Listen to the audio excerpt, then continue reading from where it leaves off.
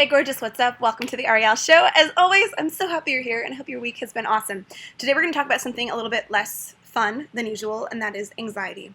Anxiety freaking sucks. Some of you are probably writing this off right now because you think, oh, I don't experience anxiety. You know what? Good for you. You're one of the lucky ones. The rest of us are all screwed and we have really hard lives because the rest of us experience anxiety.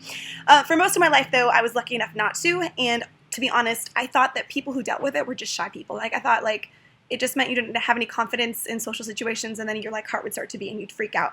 But life taught me differently, and I have now learned that that's not the case at all. So my first real experience with anxiety happened at a show. You guys, we'd already been playing shows for 4 years. We'd been doing concerts a long time. So this wasn't my first show I was freaking out to get in front of people. This was an especially important show to us, and about 4 hours before the thing, I was feeling really underprepared. We hadn't rehearsed enough as I wanted to, and I started freaking out. So I was in the dressing room, and all my bandmates were gone, and I just went in the bathroom and started throwing up all over the floor. And I curled up into a ball, which I hate bathrooms because they're gross and disgusting, but I was on the cold floor because I needed some kind of other stimulation to distract me from all the craziness going on inside of my body. So I finally ended up, I remember I told Sean, I was like, oh my God, I am freaking out right now. And I had never experienced this before, so I didn't know what to do. I had no idea how to handle it. And he was kind of like, okay, this is weird. You're fine, get over it. And I remember hearing the other bandmates, we were all talking about this set, and I was shaking so badly, and I couldn't even talk. If I started talking, you would hear the shakiness in my voice, and I didn't want the rest of my bandmates to know what was going on, so I just tried to, kind of play it cool.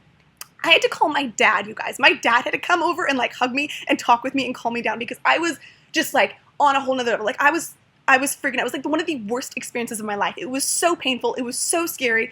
Anyway, long story short, I went on stage. It was fine. It was gone. The second I walked on stage, I forgot about it. All was well.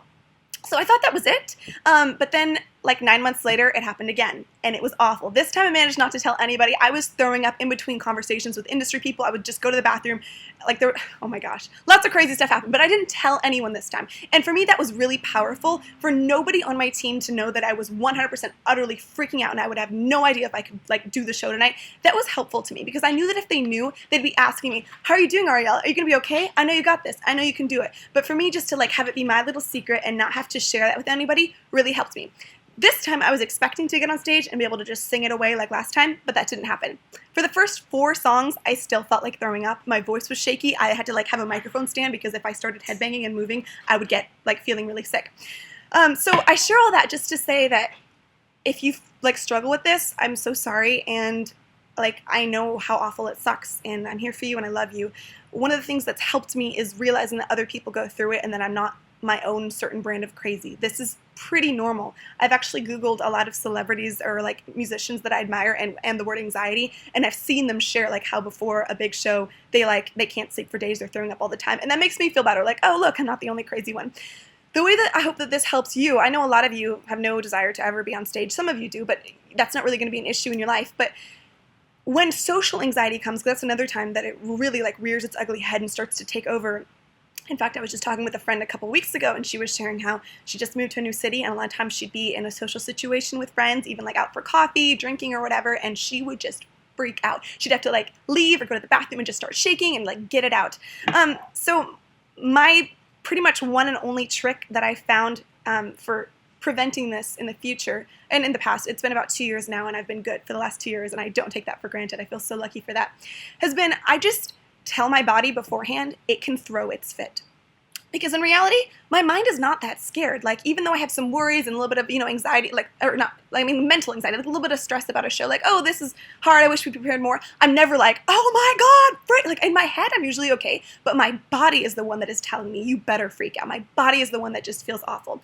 And so I've just learned to tell my body, go ahead, throw your fit, freak out, that's fine, do your thing, let it run its course. And just by doing that, it kind of takes the power away, and then my body starts to calm down. It's oh, okay, you're giving me room to freak out. Now I don't have to. It's really reverse psychology on yourself. And so I want you to try that maybe. If you find that you're maybe going to be in a situation that you're going to freak out in, just tell yourself beforehand, you know what? I might freak out in this. That's okay. Body, go ahead and freak out.